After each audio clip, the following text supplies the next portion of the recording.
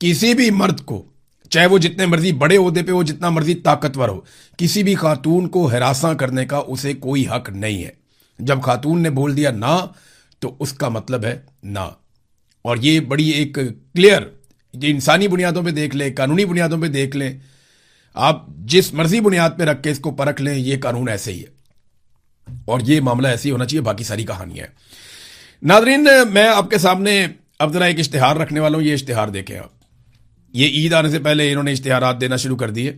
یہ مریم نواز کا فوٹو، آدھے آدھے صفحے. ابھی یہ عیاشی والے جہاز میں گھوم کر آئے ہیں اپنی سہیلیوں کے ساتھ، دوستوں کے ساتھ. اور اب وزیر اعلیٰ مریم شہباز کے سترہ پروگرام کے تحت عید الاضحیٰ کے موقع پر بھئی لوگوں کے پاس جانور خریدنے کے پیسے نہیں ہیں. ایک تو میری آپ سب سے گزارش ہے کہ جو لوگ قربانی کریں وہ گوشت کو اب سٹور نہ کریں. ہمارے بہت سارے سفید پوش لوگ ایسے ہیں جو پہلے قربانی کر سکتے تھے، وہ اب نہیں کر پا رہے کیونکہ ان کے پاس پیسے کی قلت ہے.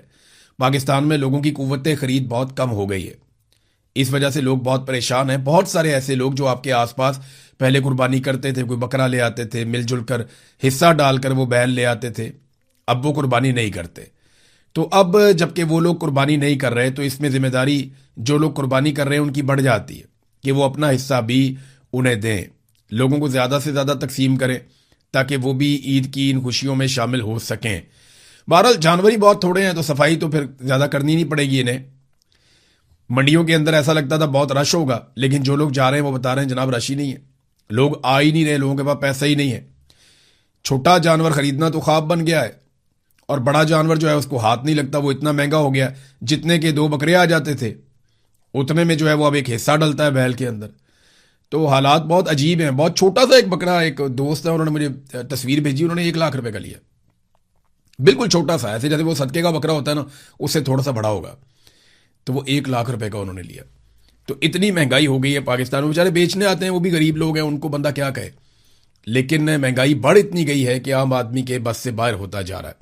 اب ناظرین، جہاں پہ یہ اشتہارات وغیرہ لگ رہے ہیں تو میں آپ کو ایک اشتہار دکھاتا ہوں. یہ اشتہار ہے جناب انڈین سائڈ سے جو وزیر اعلیٰ ہیں ان کی جانب سے. اشتہار تو نہیں ہے، انہوں نے اسٹیٹمنٹ جاری کیا کہ ہم نے 600 یونٹ تک بجلی فری کی ہے، چاہے اے سی چلاؤ، جو مرضی چلاؤ. یہ ہرمیت سنگھ نے اس کو رپورٹ کیا، جہاں سے میں نے اس کو پڑھا اور کئی جگہوں سے بھی پڑھا ہے. یہاں پہ علی مغل صاحب ہیں، انہوں نے بھی اس کو رپورٹ کیا. ایک اور جرنلسٹ ہیں، انہوں نے بھی اس کو رپورٹ کیا. تو اسے لوگ رپورٹ کر رہے ہیں اس معاملے کو. اب دیکھیں نا، وہ چڑھدا پنجاب ہے، یہ لہندہ پنجاب ہے.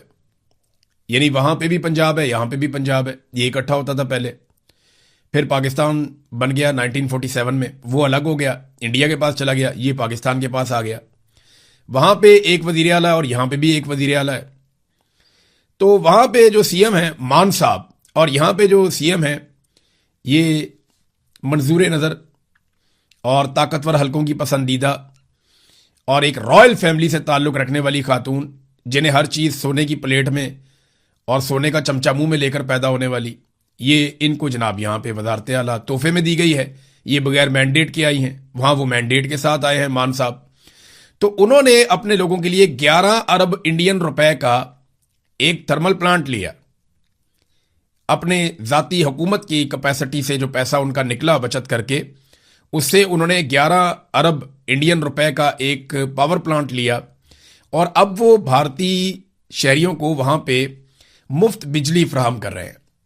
دوسری طرف یہاں پہ شہزادی نے اپنے لیے 11 ارب روپے کا ایک عیاشی والا لگژری طیارہ لیا.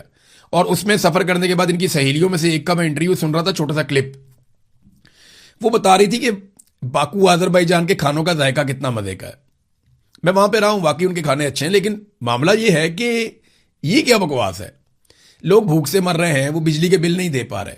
اور آپ نے وعدہ کیا تھا کہ 300 یونٹ تک بجلی کا بل نہیں آیا کرے گا. وعدے کا آپ نے الٹا کر دیا کہ 200-300 یونٹ تک بھی جو بجلی استعمال کرتا ہے اسے 4 گنا بل آتا ہے.